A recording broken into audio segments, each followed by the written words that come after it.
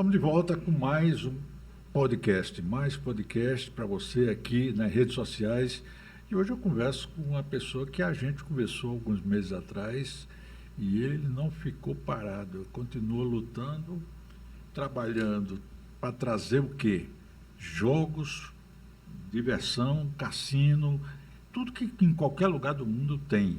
E está aqui o nosso comendador, Roosevelt, mais um convidado. Bem, em primeiro lugar, eu quero agradecer mais uma vez o convite, estar aqui com um amigo e tentar, de uma maneira humilde, responder às indagações. Ele não chega nem só a responder. Quando eu vi uma divulgação que você estava promovendo um torneio, eu não sei se o nome é torneio, campeonato... Torneio, né? De pôquer, e que abrangiu o quê? O Nordeste, né? João Pessoa, Recife, Natal, que seria o foco mesmo do torneio. Como é que funciona um torneio de pôquer? Um torneio de pôquer, ele funciona de uma maneira bem prática. No que relaciona as casas de pôquer do Comendador, onde o torneio será realizado, ele será em 2 semanas. Então... Todo dia? Não. Numa sexta e num sábado. E a semana subsequente, a final. São 4 encontros, no caso. 4 encontros. E daí teremos um vencedor. E o vencedor sairá com um prêmio de R$1 milhão. Estás brincando. R$1 milhão.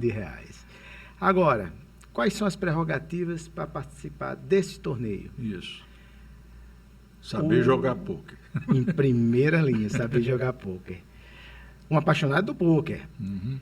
E a aquisição de R$50 mil em fichas.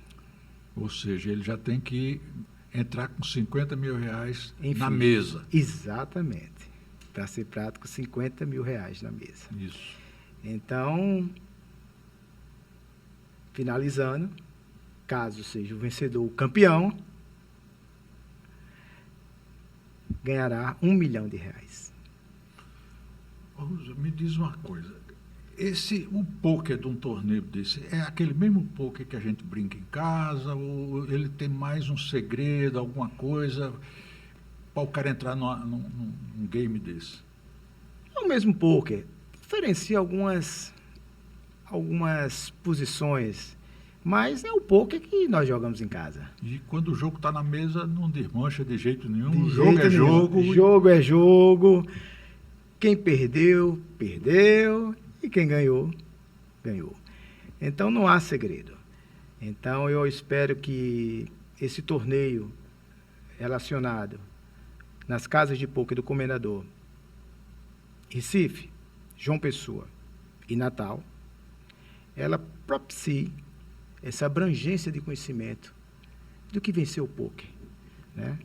O pôquer, ele é um jogo de habilidade, ele não é um jogo de sorte. Por isso, habilidade, né? Habilidade. Por isso que é permitido jogar o pôquer por lei no Brasil. Tem autorização legal. Então, isso é preciso frisar. Pôquer não é jogo de azar.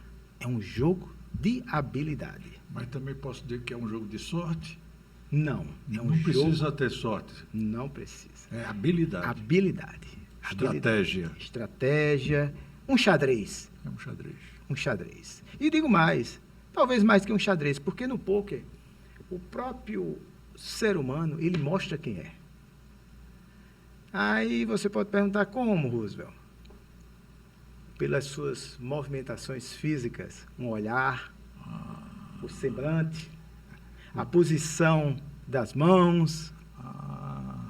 Quer dizer que tem uns códigos secretos, tem uns códigos, né? Que um jogador conhece o outro. O blefe. O blefe. Então, de certa maneira, ele mostra a essência do ser humano. É um teatro. Um teatro, mas na essência real. Ele transpira o que realmente aquela pessoa é. Se é uma pessoa tensa, nervosa, fria. Não pode demonstrar isso. Não pode demonstrar. Quer dizer que o bom profissional do poker, pelo olhar, ele identifica se o cara está com um jogo bom e está blefando. Exatamente. Mas, rapaz, Até simplesmente, eu digo mais, só pelo olhar. esses jogos onde está envolvido apostas altas, tudo, é uma coisa bem privada ou pode-se assistir isso? Como é que funciona? No meu caso das casas de pôquer, 80% dos meus clientes, eles privam pela ser discretos. O anonimato. Porque, de todo jeito, são apostas altas, né? E muitos não querem tornar público que são jogadores de certos valores. Isso. Né?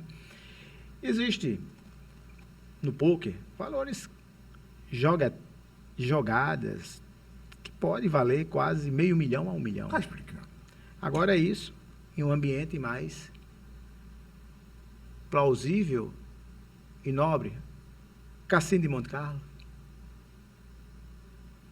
Lugares... O que se pratica de um cassino como o Monte Carlo, se pratica também o mesmo, só muda os valores. Né? Um cassino de Monte Carlo, um vencedor, um campeão, pode voltar para casa com aproximadamente $1 milhão, $2 milhões, numa noite. Ou então sem nada, né? Ou então sem nada. Né? Então, é de acordo com a situação da região e da cultura que nós, digamos assim, oscilamos os valores. Nas casas de pôquer, sou um privilegiado de ter uma clientela que tem condições de adquirir, para entrar nas minhas casas, R$30 mil de fichas. 30 mil. 30 mil. Isso é normal. Isso é normal. Por exemplo, eu quero ir sexta-feira para a sua casa de pôquer. Eu tenho que comprar 30 mil em ficha. 30 mil sim. Mas vale salientar que, em primeiro lugar, tem que haver disponibilidade.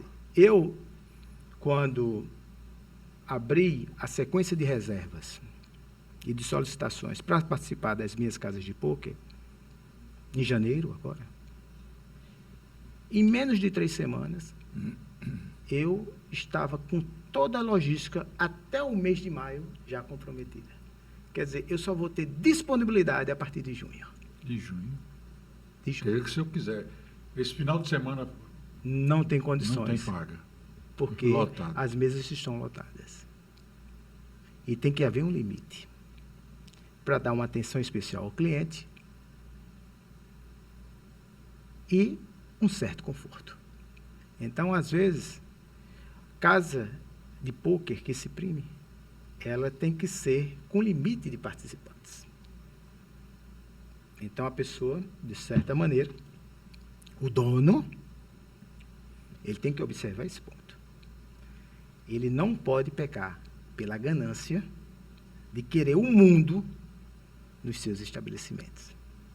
Então, uma boa casa de pôquer, ela ganha pela qualidade dos seus clientes. Isso. E não pela quantidade. Então, é preferível você ter 200 a 300 clientes que uma vez por mês joguem na sua casa e levem uma quantia estimada em 30 a 50 mil reais em fichas, do que você ter 2 mil clientes que não levem nem R$1.000 para sua casa. Verdade. Então, nesse patamar, a qualidade dos clientes é que faz a diferença. Então, é isso onde está o segredo. Não tem mais justificativa de dizer, não, vamos abrir para 5 mil pessoas. Talvez aquelas 5 mil pessoas não cheguem àquela qualidade de 300 clientes que adquirem Com certeza. essas fichas. Isso. Então, é nessa linha, mais ou menos, hipoteticamente, que entendamos Mas, o pôquer. meu amigo comendador, me diga outra coisa. Você já chegou a presenciar e a mediar jogos de pôquer em que patamar de volume de dinheiro mesmo, de apostas? Qual foi o maior volume que você presenciou e ficou assim, estremeceu um pouquinho as estruturas?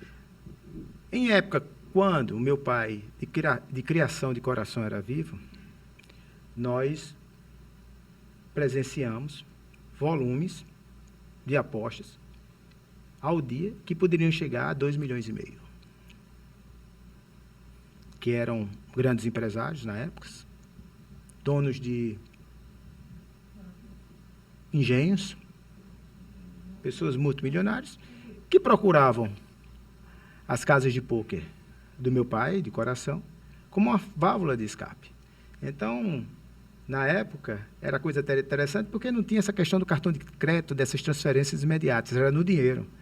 Eu recebi... trazer a bolsa, né? Teve uma época que, só para você ter ideia, um dos grandes empresários de Pernambuco chegou, só para ter ideia, fazer uma relação de hoje, com R$400 mil em dinheiro.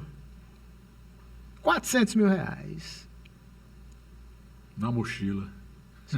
E quem trouxe foi o motorista dele. Em 2 malas grandes, de couro, lembro como hoje. Aí meu pai disse, mas isso dá para jogar o mês inteiro.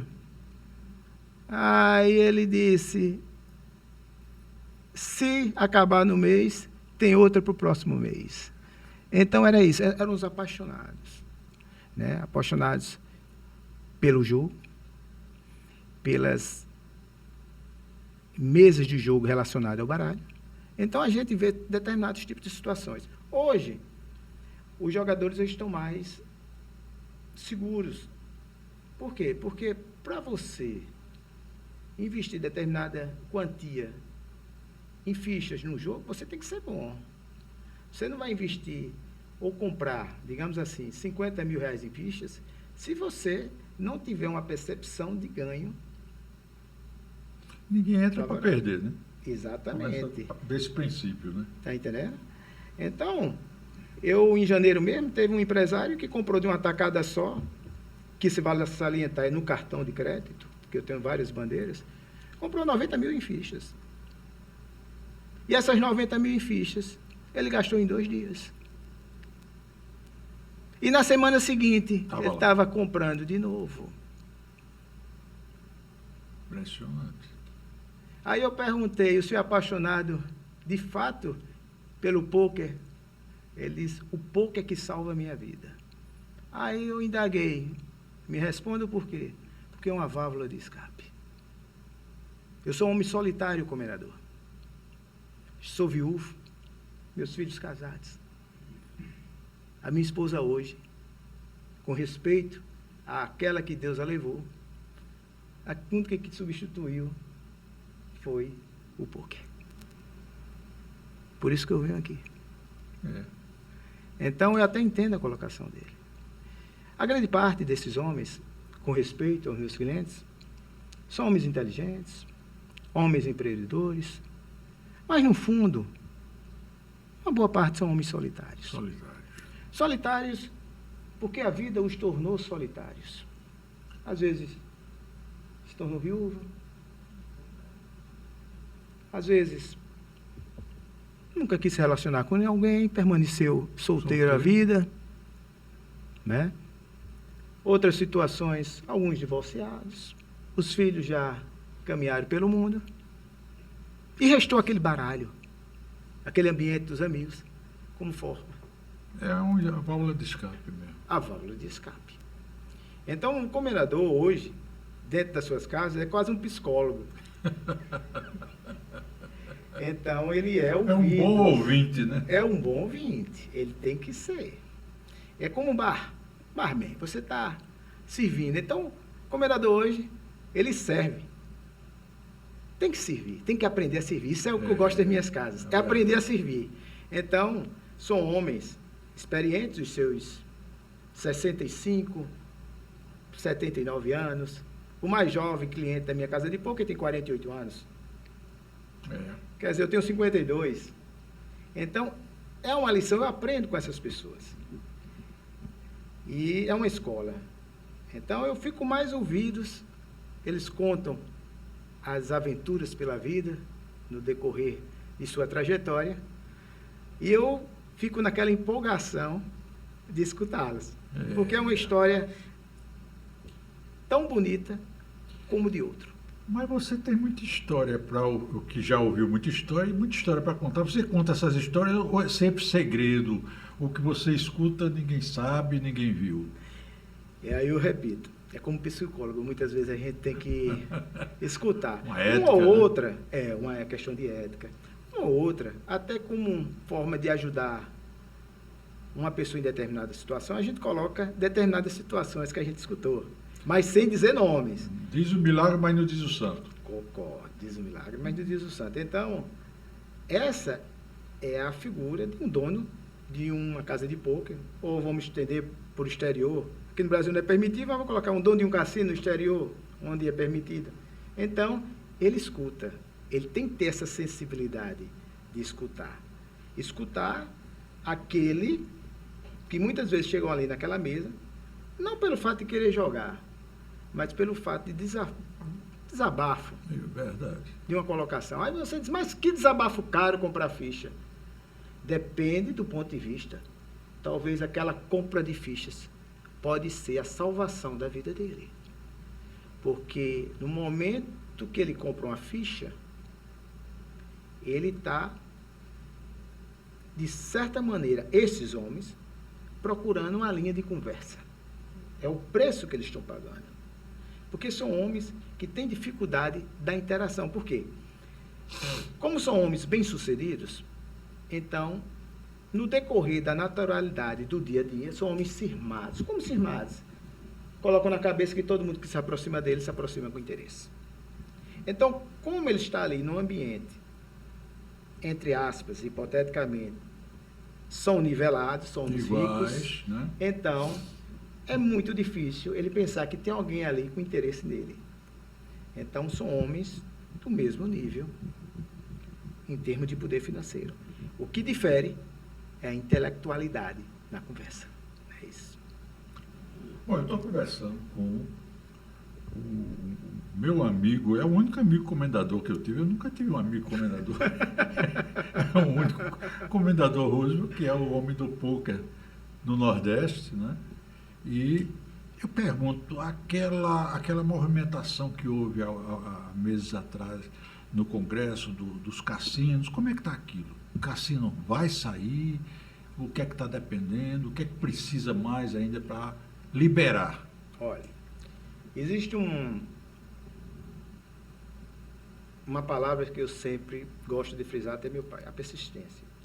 O jogo, essa legalização, se deu pelo meu pai, sem falsa modéstia, o português, há tempos atrás. Vamos voltar no tempo. Mas você tem uma palavra que é muito forte, que você gosta de usar, que é necessidade. Necessidade. Então, ele, muito visionário na época, e procurou o deputado na época responsável pelo projeto que estava sendo desentranhado pela legalização. Muitos chamaram ele de absurdo. Absurdo. Lutar contra o mar. É. Então ele foi muito persistente, por isso que eu digo a palavra persistente.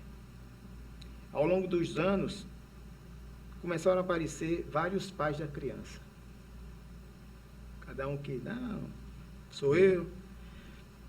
Mas no fundo, o doutor Alfredo, meu pai de coração, foi quem deu a prerrogativa disso. Por isso que até hoje eu defendo. Porque iniciou com ele. Porque eu sei, não me interessa se os outros acham que é Y, se é Y ou X. Eu sei que foi ele que deu esse reinício após a proibição dos jogos, os cassinos no Brasil. Então, hoje em dia, existe muitos querendo ser o pai da criança. Existe um lobby forte para que seja legalizado. O que mais me entristece é pessoas agredirem, de certa maneira, a legalização dos cassinos como fosse um câncer para o país. O Brasil sempre teve cassino, né? O Brasil sempre teve cassino. O Brasil, a cultura brasileira em relação ao jogo. Eu vou partir de uma de um jogo tradicional que faz cultura no nosso país. O jogo do bicho, em cada esquina tem. Faz parte da cultura brasileira. E deve ser um patrimônio nacional. Faz parte da cultura brasileira. A loteria, quem rege a loteria federal? O governo. É um jogo. Hoje, as bets, elas foram regulamentadas. São jogos eletrônicos. Todo mundo pegar o celular, pode baixar um aplicativo e fazer suas apostas. O futebol. Silvio Santos explorou quantos anos o baú da felicidade, né? Mega Sena, aquelas coisas todas. O pôquer, ele é um jogo de habilidade, é permitido por lei, mas não deixa de ser um jogo. Então, o porquê da proibição dos cassinos presenciais? Esses cassinos vão gerar empregos, gerar renda. Quando você fala presenciais, é porque já existe online, né? Exatamente, já existe online. Então, vamos... São os bets da vida, né? O que eu estou caracterizando é o cassino, e eu digo mais. Ali é virtual, já é permitido. Vamos permitir um cassino presencial. O que tem a carteira assinada. Isso. Quantos empregos geram cassino? O que leva um pai de família até uma dignidade do trabalho. Então vamos deixar de hipocrisia e ver esse lado de socorrer essas pessoas que estão à margem de uma miserabilidade por não ter emprego. Vamos dar dignidade. Eu não estou dizendo que legalizar os cassinos no Brasil vai resolver os problemas do Brasil, não. Não, mas vai ajudar a sanar muitos empregos. Né? Então, vamos ter uma mente aberta. Né? Vamos ter uma mente aberta. E eu sempre digo, joga quem quer, bebe quem quer, fuma quem quer. Então, nesse sentido, vamos ser todos visionários.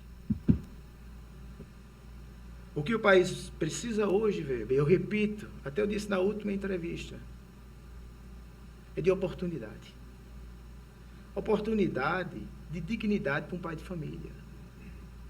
Carteira assinada, tempo de serviço.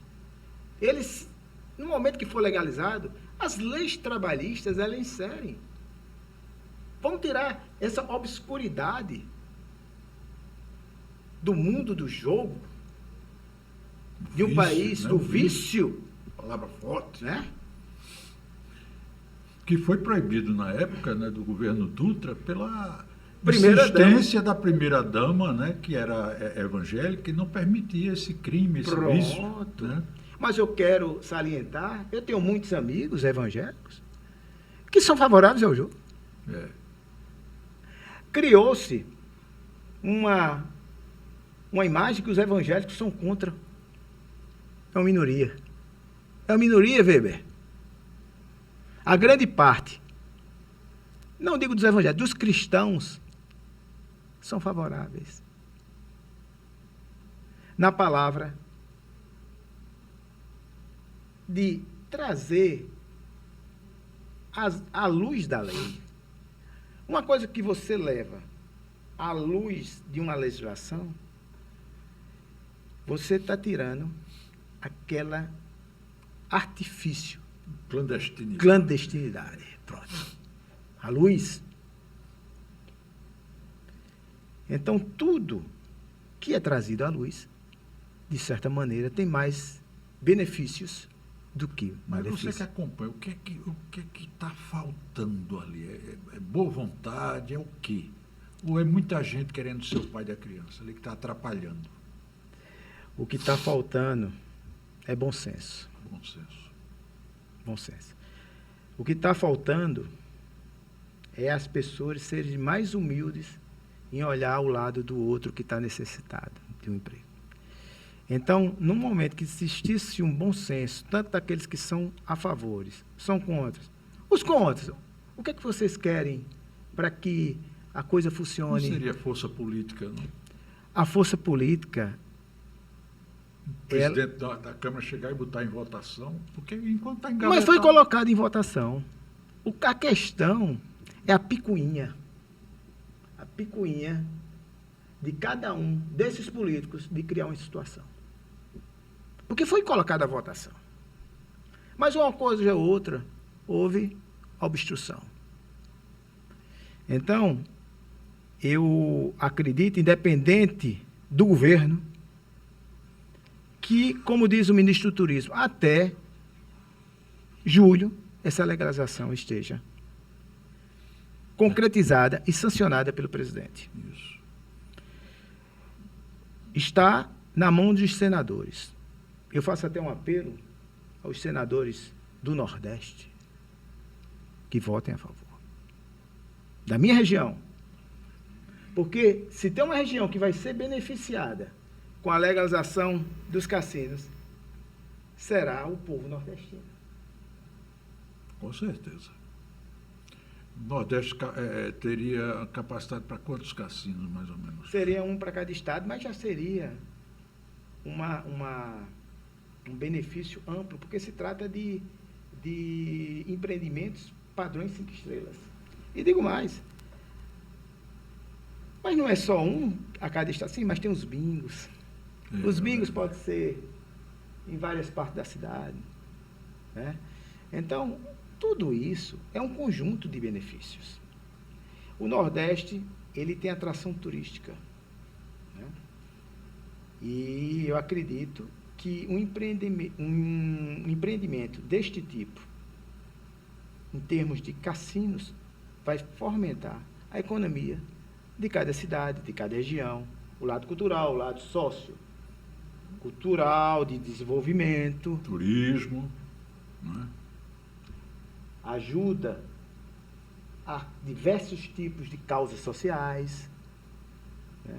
Um hospital Napoleão Laureano desse, um cassino ou um bingo, pode fazer uma contrapartida de doação das suas verbas. Todo mês um dinheiro para um hospital desse. Ajuda, né? Uma pessoa que está lutando contra o câncer com medicações caras.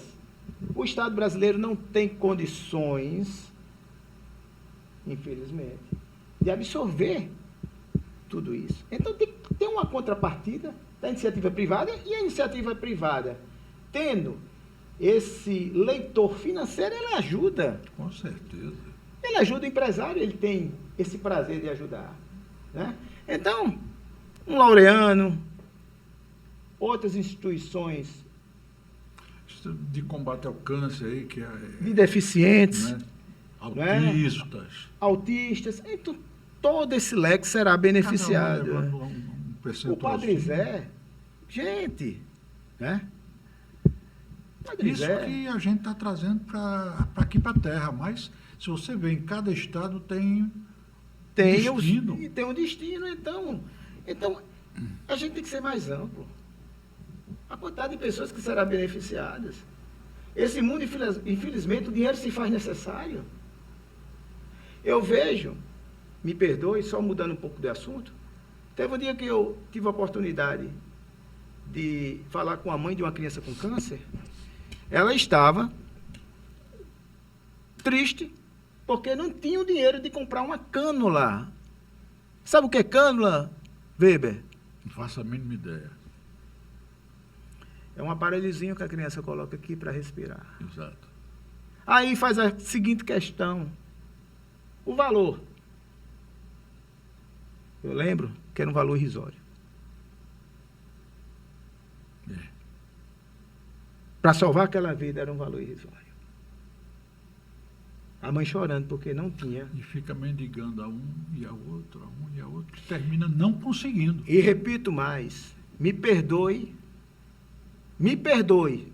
80% dos políticos, e eu puxo dos 3 estados onde meus empreendimentos têm: Pernambuco, Paraíba e Rio Grande do Norte. Me perdoe, mas 80% são hipócritas.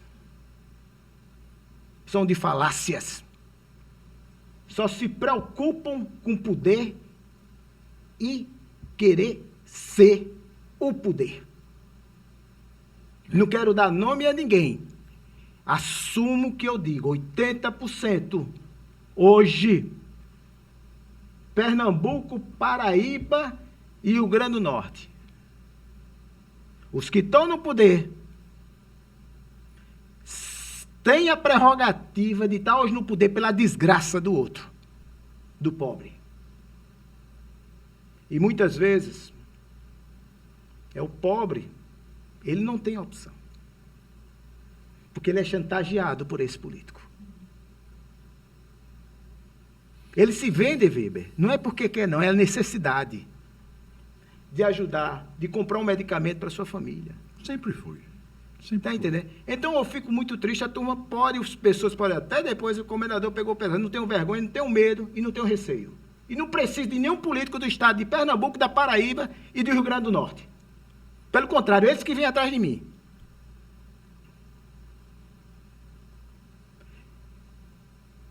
Mas eu espero que essa situação mude. Mude. Mude, porque triste do homem que se torna rico através de uma desgraça alheia, de um próximo. E eu quero, aproveitando aqui, saudar e torcer. A Paraíba hoje está de parabéns. Tem um presidente da Câmara dos Deputados paraibanos. Vamos ver, doutor Hugo Mota, o que é que vai fazer para orgulhar mais ainda a Paraíba. E eu sou o primeiro torcedor dele. Por quê? Porque, como nordestino, se ele acertar, toda a região também será beneficiada. Com certeza. Então, com certeza. eu torço pela sua juventude, pela oportunidade que está tendo. Única, né? Uma oportunidade. Única. Parabenizo um jovem inteligente. Agora, as coisas têm que ser realistas. Eu disse um dia, Weber, na última entrevista, que as pessoas sempre têm, hipoteticamente, têm 5 hospitais. Aí querem fazer mais um hospital, mas, gente, vamos tentar pelo menos funcionar. Os que têm. Os que têm, o básico. Em vez de construir mais um, bota para funcionar os que têm. Bote para funcionar os que têm. Bote para funcionar os que têm, porque as coisas funcionam. É isso. É como eu digo, o jogo da vida é igual ao pôquer. Você tem que se satisfazer com as cartas que você tem na mão e não com cartas que você não tem ainda. Mas tem muito neguinho blefando por aí, né? Tem um blefe. Não tem e fica blefando. E o pior desse blefe não é que leva só ele à desgraça, não. Leva um conjunto de pessoas com ele à desgraça. Nós estávamos antes conversando, nos bastidores, só não vou dar nomes, mas existem as decepções. Com certeza, meu irmão. Você mesmo estava dizendo, me decepcionei. Eu também me decepciono a cada dia. Cada um de nós decepcionamos com cada dia. Cada decepção é um aprendizado, viu? E como, velho? A gente aprende muito. E como? Então, eu sempre aprendi uma coisa com meu pai, não tenhamos vergonhas das nossas cicatrizes, porque são elas que nos fazem compreender o quanto precisamos de Deus, independente da crença, da religião. Então, essas cicatrizes se fazem necessárias. Um campeão de pôquer, para ele chegar a ser campeão, ele perdeu, de vista, não sei quantas partidas, acredite. É uma guerra, né? É uma guerra. Até ele se tornar abençoado no pôquer. Várias batalhas. Exatamente. Aí depois vem a bênção. Mas houve as perdas. A vida é assim. A vida é assim. E até no velório, eu nunca me esqueço, eu aprendi uma coisa. Teve um dia que eu estava no velório. É uma cultura. O comendador aqui, quando fala, dá uma aula, meu amigo. Teve um dia que eu estava no velório, me perdoe ter desviado o caminho, e aí eu me encostei e fiquei olhando aquela pessoa, aquele amigo, já estava no caixão, e eu deixei escapar. Por que todo mundo está chorando se ele vai para os braços de Deus? Deixei escapar. Tinha um senhor ao meu lado, escutou. Eu nem tinha prestado que tinha alguém atrás de mim. Ele disse, meu jovem, Eu vou lhe responder. Sabe esse choro que você acabou de mencionar, já que nós, como partimos dessa vida, vamos a Deus? É porque temos a ignorância humana de querer ter essa pessoa sempre ao nosso lado. Então Deus, na sua sabedoria divina, perdoa até a nossa ignorância de posse desse nosso ente querido. Nunca esqueça disso. Então choramos por querer que aquela pessoa continue conosco. Mesmo sabendo que ela vai para os braços de Deus, que está melhor do que a gente. Então aquela possessividade, o egoísmo daquela, ter, né? Aquela presença, então nos faz chorar. Uma das mais belas lições que eu aprendi dessa vida foi exatamente no velório. E digo mais, ele continuou. Perguntou, você vai para o enterro? Eu disse, faz tempo que eu não vou. Eu disse, mas vá hoje, vou fazer um desafio a você. Aí eu disse, qual o desafio? Pegue seu relógio e veja quantos minutos depois que o caixão descer para a sepultura, quantos familiares ou amigos vão permanecer. Aí ele olhou para mim e disse, dou 40 minutos que não vai ter mais ninguém. Ou se não, 1, 2 ou 3. Aí eu fiz isso. Depois do enterro, quando o caixão desceu, Weber, eu olhei meu relógio. Vou contar. 5, 10, 20. O relógio crescendo e o povo diminuindo. Weber não chegou a 35. Não tinha mais ninguém. Só tinha os coveiros. Então é isso.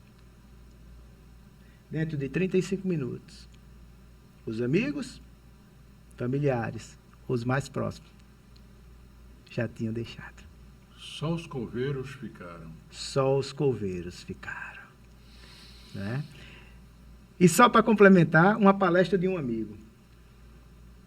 Ele disse o seguinte, num auditório lotado. Se vocês morressem hoje,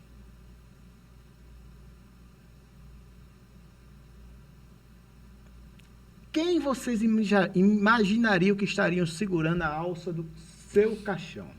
Não precisa dizer, gente. Imaginem. Aí todo mundo fechou os olhos. Parou 20, 30 segundos. E disse, e aí? Aí todo mundo balançou a cabeça. Quantas pessoas segurariam a alça do caixão? Aí todo mundo, 6. Exatamente. Então vamos fazer o seguinte. Essas pessoas que vocês têm quase a certeza que estariam segurando a alça do seu caixão, comece a valorizá-las a partir de agora. Muito difícil. Muito difícil. Então, tudo isso é aprendizado. Então, a gente, muitas vezes, tem que fazer um pouco dessa reflexão e trazer para a nossa realidade. Isso eu aprendi em conversas, dentro das minhas casas de poker, num velório, na vida. Eu aprendo muito com meu amigo Weber, na experiência de vida dele. Com os amigos aqui presentes, então isso é experiência de vida. Então, a turma sempre diz, o comendador é o quê? O comendador é um pouco eclético. É um pouco espiritual, né? Um pouco brincalhão. Para quebrar essa linha, porque o termo comendador é muito forte. O meu termo comendador veio por meu ativismo na defesa das pessoas com câncer. Apesar que muitos comendadores estão ligados ao jogo. Mas o título de comendador é com uma pessoa que fez alguma coisa pela sociedade de relevância. Então, eu acho que nós, seres humanos, cidadãos brasileiros, temos que ter essa responsabilidade de procurar ajudar, trocar ideias E o principal, aprender, porque a vida é um aprendizado, né? Para tentarmos, digamos, igualar e tirar um pouco esse desnível de arrogância entre um e outro. Não, porque um é o presidente da República, o outro é o governador, o outro é o prefeito, o outro é o deputado, todo mundo é igual. Tudo é igual. Esses homens, desde o presidente até um vereador, me corrija, são funcionários públicos. O que é um funcionário público? O que é alguém que esteja na função pública? Ela está ali para servir. Servidor. Ela não está ali para ser servida. Ela está ali para servir. Eu acho que o nome correto é o servidor público. Servidor público. Ele, presidente, ou vereador, ou um funcionário de carreira. Ele não pode ter arrogância de querer ser servido. Foi colocado ali com o objetivo de tentar, na sua sabedoria, ajudar a uma sociedade a lidar no dia a dia com as situações daquela cultura. Tá vendo aí? Esse é o meu amigo, o único amigo comendador que eu tenho. Obrigado. A recíproca é igual, meu. Viu? É uma figura, você vê que ele deu uma aula de vida aqui, uma aula de resiliência que a gente tem que ter nessa vida, né? E todo dia a gente tem um aprendizado. Todo dia a gente acorda aprendendo. Até um olhar. Um olhar de estudo. Um olhar de estudo. Né? Eu lembro que a gente aprende mais com silêncio. Gosto muito de falar, mas eu sempre tive a oportunidade de escutar isso com o meu pai. O maior aprendizado é o silêncio.